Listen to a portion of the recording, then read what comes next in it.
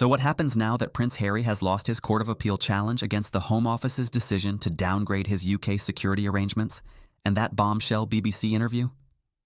The Home Secretary, Yvette Cooper, the same Home Secretary that pressured the Metropolitan Police to provide Taylor Swift with a VVIP blue light police escort for her August 2024 Wembley Stadium concerts, is seeking for Prince Harry to cover all legal costs for both sides, with estimates suggesting a total bill approaching £1.5 million.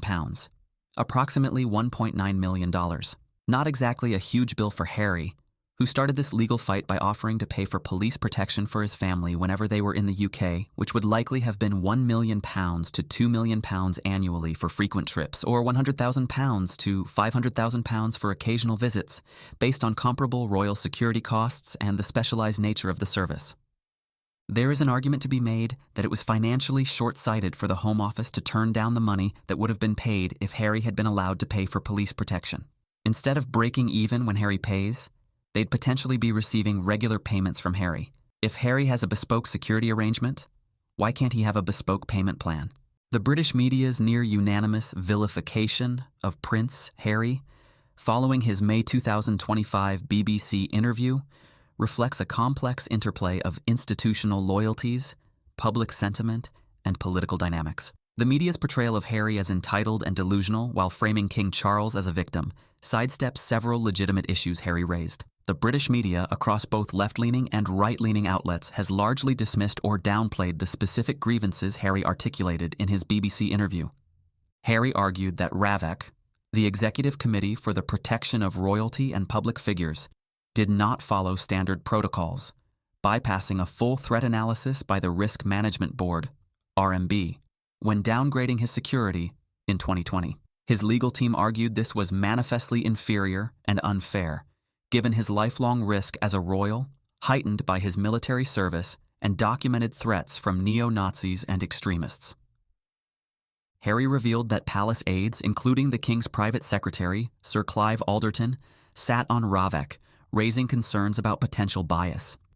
He suggested this reflected an establishment stitch-up, a claim echoed by former protection officer Richard H., who called the downgrade retributive justice for Megxit.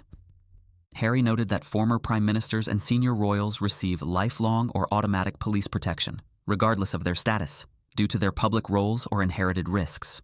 He argued his risk profile, stemming from his royal status, 2 tours in Afghanistan, and ongoing threats, warrants similar treatment, regardless of his decision to step back from royal duties. Harry emphasized that the downgrade prevents him from safely bringing Meghan, Archie, and Lilibet to the UK, framing it as a barrier to family reconciliation and his children's connection to their heritage. Instead of engaging with these points, media coverage has focused on Harry's perceived petulance. His comments about King Charles's cancer, like, "I don't know how much longer my father has," and his estrangement from the royal family, painting him as ungrateful and out of touch.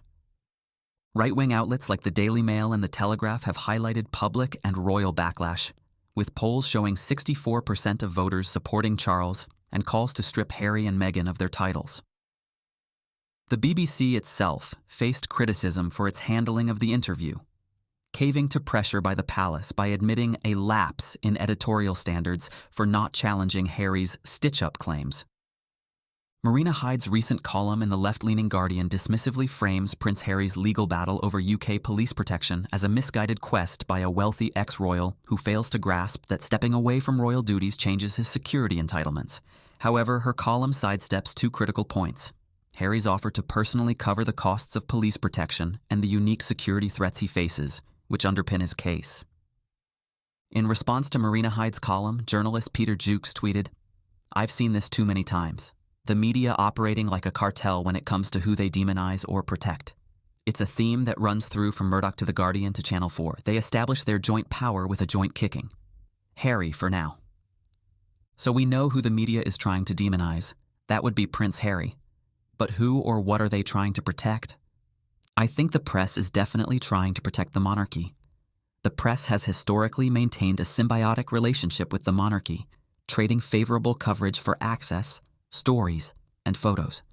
A dynamic Prince Harry once described as an invisible contract. Harry's BBC interview directly challenged this arrangement by implicating the royal household in Ravek's decision and questioning King Charles's role in endangering Harry's family. By vilifying Harry, the media deflects scrutiny from the monarchy, preserving its image as a unifying institution amid Charles's cancer battle and a very slimmed-down, rather dull royal family. What evidence is there for this? Well, for one, Buckingham Palace's rare public response to Harry's interview, stating that security issues were examined repeatedly and meticulously by the courts, signals an effort to shut down debate.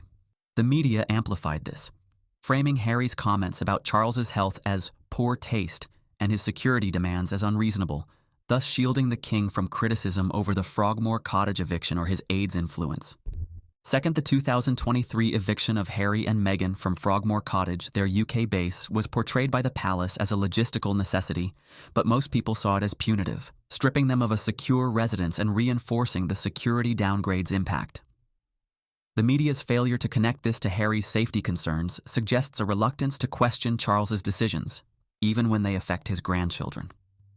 The media's echoing of the government's position that it was right to downgrade Prince Harry's security, coupled with its silence on Ravek's procedural irregularities, suggests at least an implicit deference to the government's position, possibly to avoid undermining public trust in state security processes.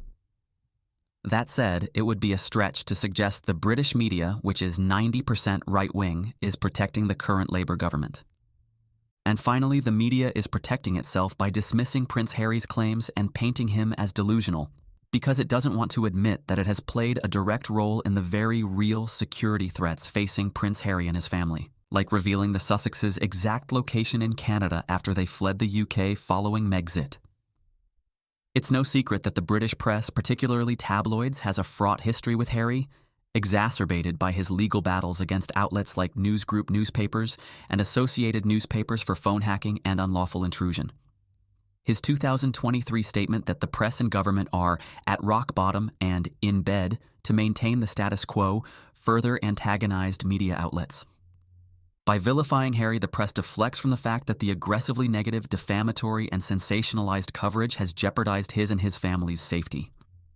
Just look at the way the British press is trying to paint Prince Harry as a hypocrite for refusing to bring his family to the UK because of security concerns, despite taking them to places the British press deems less safe, like Mexico, instead of realizing that Harry's willingness to bring his family to these places actually highlights how inadequate the security he has provided in the UK is. Daily Mail journalists even reported that they were unable to get anywhere near the Sussexes during their tour of Colombia because the security was so tight. Plus, the press makes so much money from the hateful and obsessive coverage of Harry and Meghan.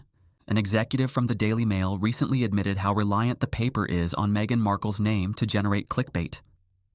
As a result, they act as a cartel against them. So when Harry and Meghan's critics accuse them of constantly speaking out, what other choice do they have? Thanks so much for watching. Please don't forget to like and subscribe.